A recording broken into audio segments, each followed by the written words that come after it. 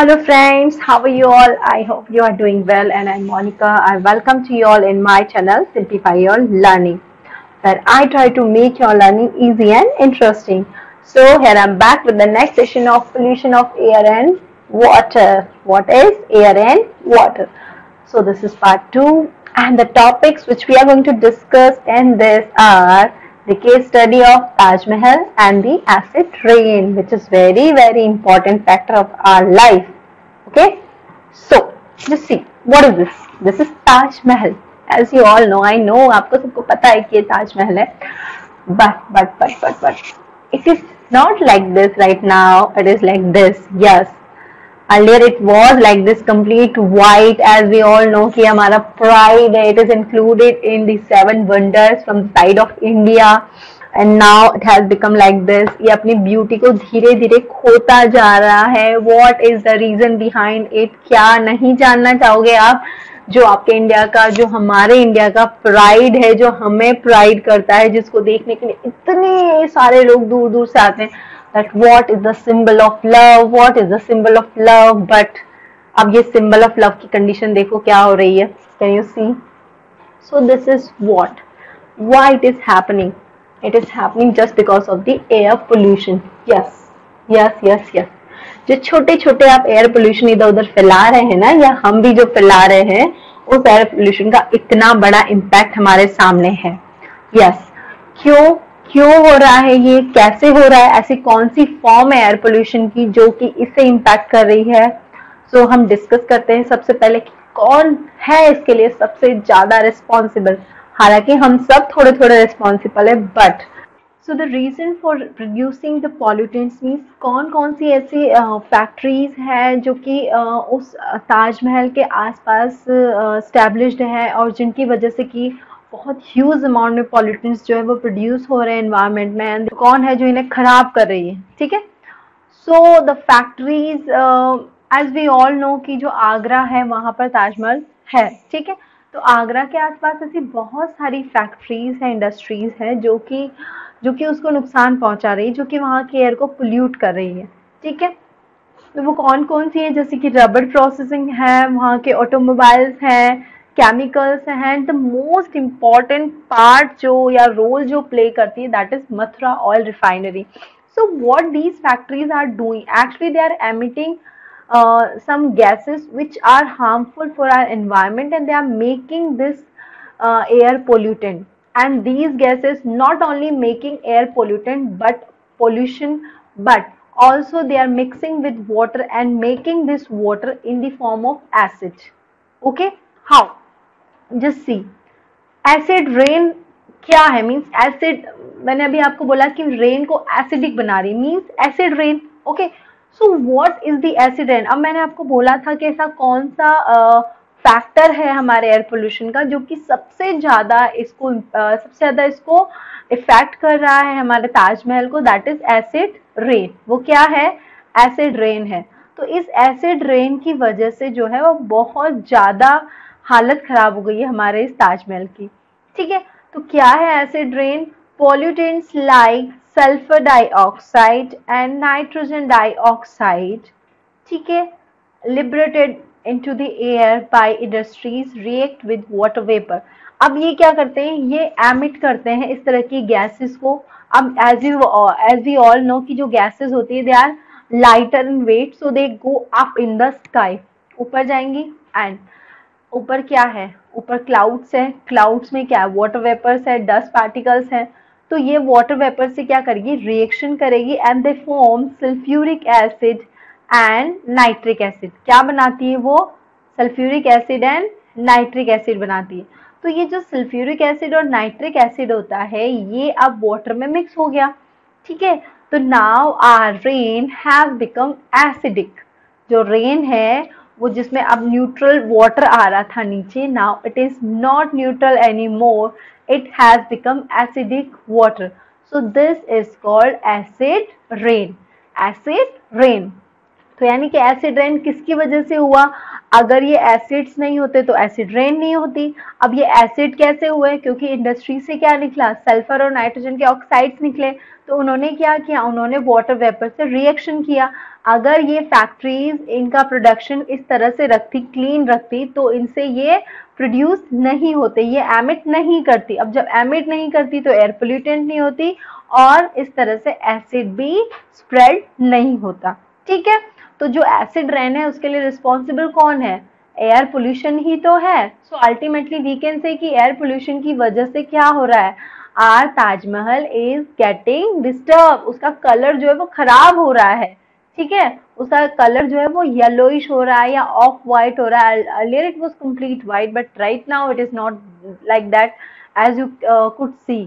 ठीक है, तो अब एसिड रेन का मैं पूरा फिनोमिनन आपको एक्सप्लेन कर देती हूँ। क्या है एसिड रेन? देखो, earlier our cloud is like that complete white, कितना सिंपल काम क्लाउड है, और जो वाटर है it is coming in the form of neutral water. But what happened, जो पॉल्यूटेंट्स हैं, जो कहाँ से निकले हैं pollutants, as we all know कि इंडस्ट्रीज से, फैक्ट्री से जो निकले हैं, सल्फर के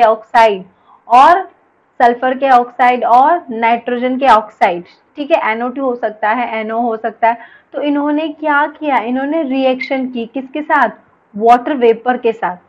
वाटर वेपर हो चाहे वाटर हो, हम उसे H2O ही लिखते हैं। तो उन्होंने रिएक्शन करके क्या बनाया, H2SO4 यानी कि सल्फ्यूरिक एसिड बनाया और नाइट्रिक एसिड बनाया। ठीक है, तो ये सल्फ्यूरिक एसिड, नाइट्रिक एसिड कहाँ बना? एयर में, वाटर के साथ मिक्स हो गया। now the water which is coming in the form of rain, that is not pure and liquid, that not neutral water, it is now has become acidic water। ठीक है, तो अब हमारे जो क्लाउड है वो एकदम गुस्से में है क्योंकि उनमें बहुत एसिड भरा हुआ है। और अब जो हमारी बारिश हो रही है, this rain is not pure water, it is acid. अब जब एसिड नीचे आएगा तो क्या क्या बवंडर करेगा, यू कैन सी।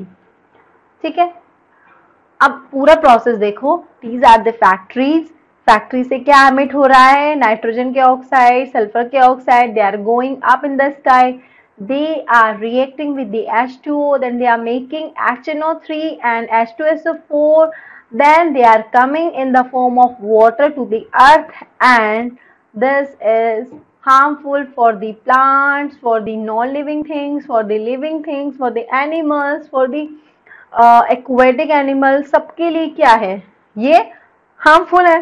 ठीक है, तो ये है पूरा प्रोसेस एसिड रेन का। इस तरह से होती है एसिड रेन। बहुत सिंपल है, बहुत छोटा सा प्रोसेस है, कुछ 2-3 इक्वेशंस है जिससे कि एसिड रेन होती है। ठीक है, अब एसिड रेन आ तो गई, लेकिन उसके इम्पैक्ट क्या क्या है? अब जब आएगी नीचे तो ऑब्वियसली उसके इफेक्ट भी तो होंगे ना, एंड डेफिनेटली हार्मफुल ही होंगे। अगर एसिड हमारे ऊपर बरसने लगेगा in the form of water, कि वाटर नहीं आ रहा है, एसिड आ रहा है, and we are going outside, it's raining, तो ऑब्वियसली हमें नुकसान ही करेगा ना, ये फायदा तो मिलेगा नहीं इससे कुछ।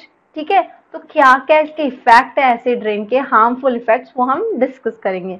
ठीक है, so the harmful effect of acid rain, living things पे और नॉन लिविंग थिंग्स पे। ठीक है, अब देखो, इट इज नॉट सो कि ये जो रेन आ रही है वो सिर्फ और सिर्फ लिविंग थिंग को ही नुकसान पहुंचाएगी। No, it is not like that.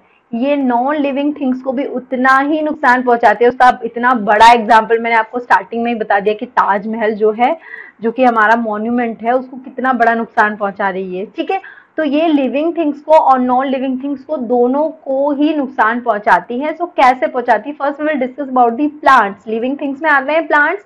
So plants क्या होते हैं, इनकी जो लीफ होती है ये डैमेज हो जाती है।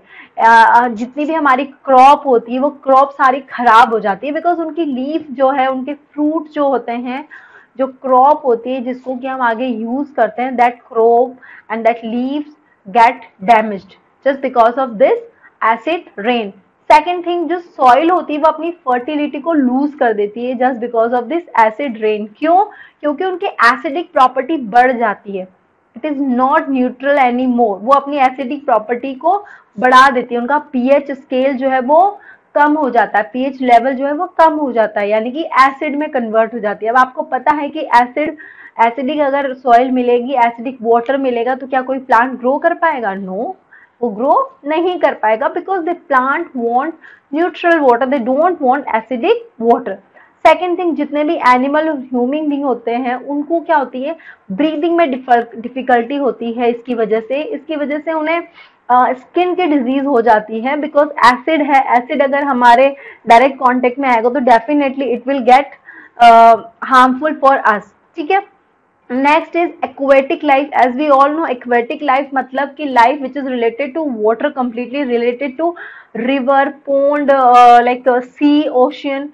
तो यहाँ की जो लाइफ है वो तो कंप्लीटली किस पे डिपेंड करती है, वाटर पे डिपेंड करती है, and they want neutral water, as they are not suppose to take कि एसिड वाटर होना चाहिए, but because of this acid rain, the water which is coming from the sky, that is not pure water, that is what, that is acidic water. तो जो acidic water जब नीचे आ रहा है तो जितने भी एक्वेटिक एनिमल्स होते हैं वो सारे, उनकी जो लाइफ है वो अनसस्टेनेबल हो जाती है, उन्हें जो चाहिए वो नहीं मिल पाता, they can't breathe properly, they can't have their food properly, they can't prepare their food, and they may die by this acidic rain. Okay, now come to the next, that is non living things. तो non living things जो होती है, जितने monuments होते हैं, historical buildings होती है, ये सारे क्या है, ये हमारे मॉन्यूमेंट्स है। अब ये क्या है, हमें पता है ये ओपन होते हैं, ग्राउंड में ओपन होते हैं, इनको कवर करने के लिए तो कोई फैसिलिटी होती नहीं है।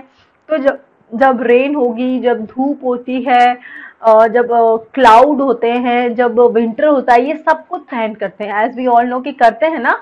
डेफिनेटली हमारा जो ताजमहल है, जो रेड फोर्ट है, ये कितनी गर्मी सर्दी बरसात, इसने कितनी बरसात गर्मी सर्दी झेली होंगी जब से ये 1600 सेंचुरी से जब से ये बना है, तब से कितना सारा इसने झेला है, ठीक है। बट अर्लियर टाइम में पोल्यूशन इतना नहीं था, पोल्यूशन नहीं था तो एसिड रेन नहीं था, but nowadays we all know कि पोल्यूशन बढ़ने की वजह से एसिड रेन होने लगी, और एसिड रेन की वजह से इन जो मॉन्यूमेंट्स और हिस्टोरिकल बिल्डिंग्स होती है इनका डिसकलरेशन हो जाता है, ठीक है।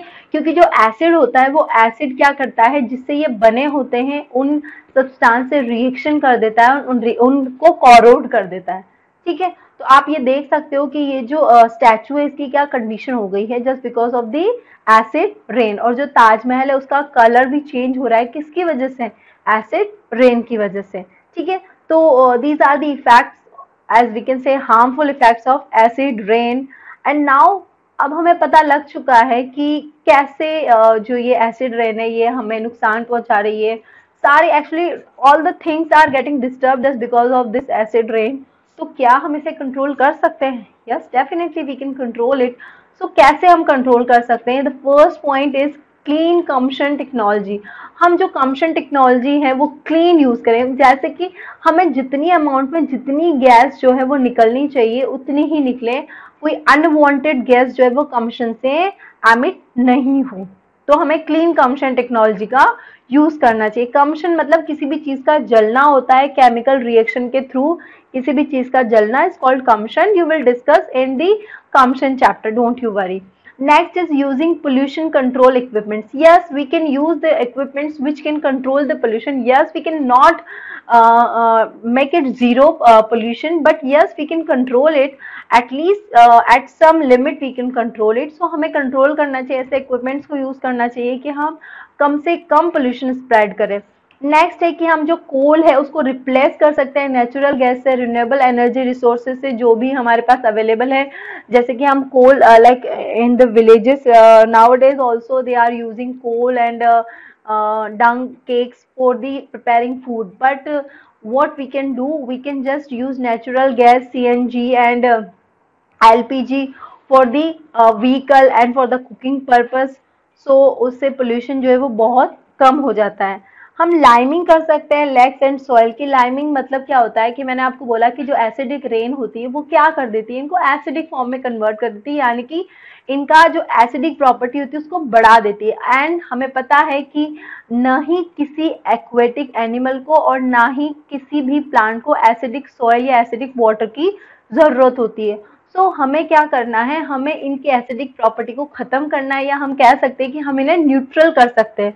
तो वो कैसे कि अगर हम इसमें बेस इंक्लूड करेंगे तो ये बेस है वो एसिड से रिएक्शन करके उसको न्यूट्रल कर देता है, जो कि हम लास्ट क्लास यानी कि 7th क्लास में पढ़ चुके हैं, neutralization reactions. If acid will react with base then they will become neutralized। सो इस तरह से हम बेस से रिएक्शन करवा के इनको न्यूट्रल कर सकते हैं, इसको लाइमिंग बोलते हैं। देन हम क्या कर सकते हैं, कुछ ऐसी पॉलिसीज बना सकते हैं जिससे कि जो सल्फर के ऑक्साइड है, नाइट्रोजन के ऑक्साइड्स है, उनका एमिशन कम से कम हो, हमारा पोल्यूशन जो है वो रिड्यूस हो और जो एनवायरनमेंट है वो हेल्दी बने, उसकी कंडीशन जो है वो इम्प्रूव हो। तो इस तरह से हम एयर पोल्यूटेंट्स को कम करके एयर पोल्यूशन को कम कर सकते हैं, और एयर पोल्यूशन अगर कम होगा तो डेफिनेटली जो एसिड रेन है उसके चांसेस बहुत बहुत ही कम हो जाएंगे, एंड हम सेव कर सकते हैं हमारे मॉन्यूमेंट्स को, हमारे प्लांट्स को, एक्वेटिक लाइफ को, and for us also it is useful. ठीक है, so this is all for today. आज हमने एसिड रेन के बारे में और ताजमहल के बारे में स्टडी किया। टॉपिक मैंने बहुत बड़ा नहीं लिया था क्योंकि हम कंफ्यूज हो जाते हैं जब बहुत सारे टॉपिक एक साथ मिक्स हो जाते हैं। तो अगर आपको एसिड रेन के बारे में सब कुछ समझ में आया हो, then hit this like button and don't forget to subscribe this channel. I hope आपने अभी तक सब्सक्राइब कर भी लिया होगा, लेकिन नहीं किया हो तो सब्सक्राइब कर दीजिए, सब्सक्रिप्शन बिल्कुल फ्री है। एंड आप इस बेल आइकन को हिट कर दीजिए ताकि जब भी मैं कोई नेक्स्ट वीडियो डालूं तो आपके पास नोटिफिकेशन पहुंच जाए। And share this video to your friends and family. Thank you so much for being with me till last. अब हम मिलते हैं नेक्स्ट लेक्चर में। Till then, bye bye.